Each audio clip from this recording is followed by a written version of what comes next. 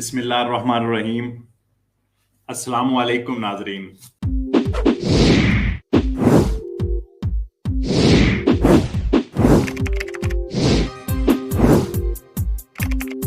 एक super bonus 110% यानी 110% का था, उसको इटालियन गवर्नमेंट ने साल 2022 के लिए भी रिन्यू कर दिया है। साल 2022 में हर किस्म के घरों के लिए, चाहे वो अपार्टमेंट है या छोटे उनके जो विलेता जिसे कहते हैं, उनके लिए, सब के लिए ये साल 2023 तक, इस साल 2022 में सब घरों के लिए, जबकि साल 2023 में सिर्फ कुंदीमेनी या अपार्टमेंट जो हैं, जो लोग अपना घर सही करवाएंगे, मरम्मत करवाएंगे, 2023 में सिर्फ अपार्टमेंट वाले रह जाएंगे, वो उनके लिए। इस साल सबके लिए।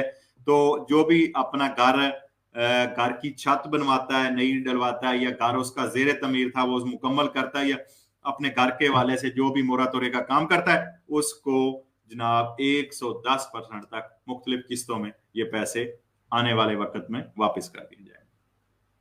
नंबर 4 पे सिज्मा बोनस है। इटालियन गवर्नमेंट ने सिज्मा बोनस को भी 2022 के लिए बहाल कर दिया है।